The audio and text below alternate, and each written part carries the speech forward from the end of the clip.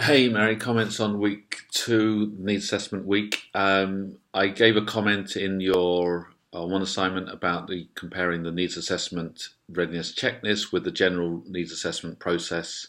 And so that was, and I made an important point there about actually understanding what the difference in the purpose of the two tools is. So one is a needs. One is to say, are we ready to do a needs assessment? Right? Are we actually ready to do it? A checklist. Is everything in order? Is this going to be a worthwhile exercise, or just something we just sort of do, because it's someone told us we need to do a needs assessment? And that's a critical point because, we have. I present this plan, do, check, act cycle as a sort of a logical positivist approach to the world, which is there's an issue, we need to find a solution to it. We execute the solution. We check how it goes, and then take some action. And there may be other people who say, well, to be honest, that's not the world works. We sort of do things for all sorts of various emotional reasons and social relationship reasons, not to do really with sort of necessarily identifying the most important problem and throwing our weight behind that.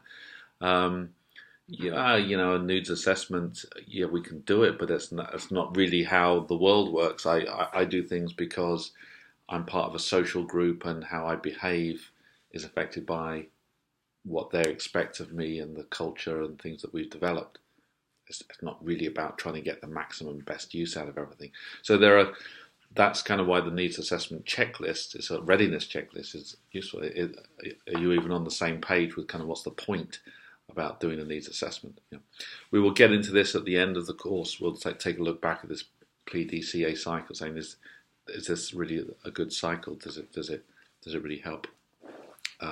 Or, as I mentioned before, is that not really how the world works? And trying to squeeze this cycle into it, might be just frustrating. Anyway, so that was a comment on that.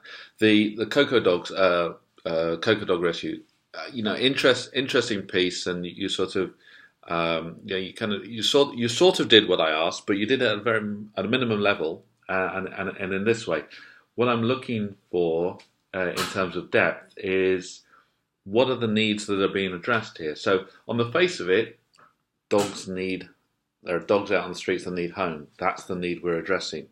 Okay, that's one part of it for sure. No one wants to see homeless dogs, either because of compassion for the dogs or because they're maybe a nuisance, or, I guess those are possibly two reasons.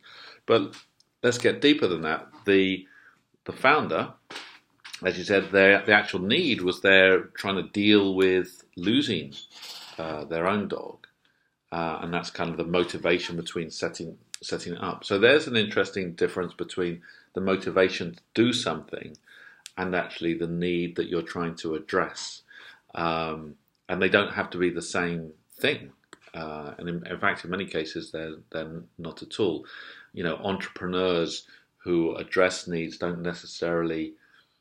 It's not necessarily It's not necessarily the size of the problem or the nature of the existence of the problem that addresses that drives them to fix it. It's some kind of other motivation.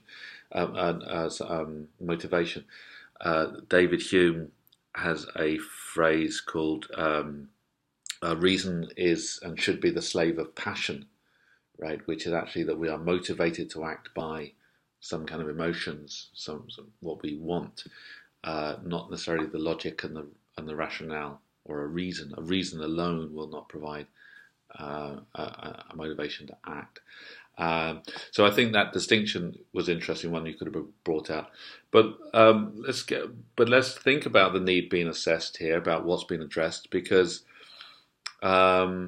you do mention that maybe there are needs of potential dog owners. Okay, well, what are their needs? Are those being addressed? That's something that the organisation is looking at.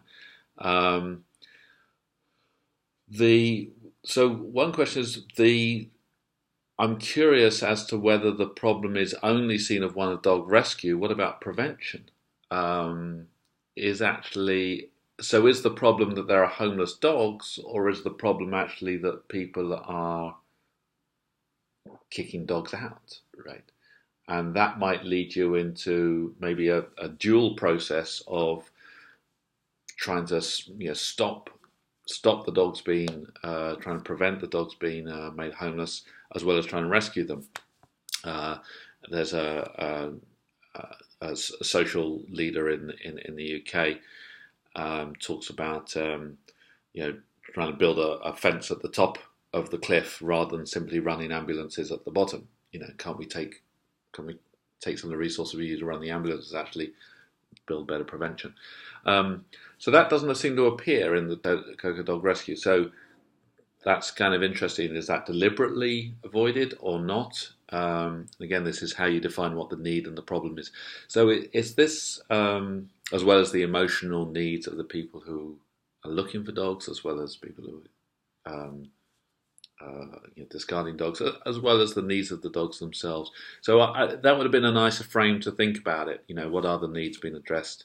The dogs themselves, people who are discarding dogs, getting rid of dogs, I guess, and people who are taking them on, the needs of the community as a whole around safety. Those are 4 different types of needs. But anyway, so that's kind of, I want to sort of push you to this sort of deeper thinking rather than just at the superficial side. Hope that makes sense. Another thing that I will be looking for is for you to sort of bring in some of the things from the readings, whether it be models or articles or quotes or whatever, from the readings. You go, oh, okay, I see how this applies in this particular instance. Yeah. And that's kind of really what the case study is there for. So doing that will get you more marks. All right. Thank you. That's all. Bye.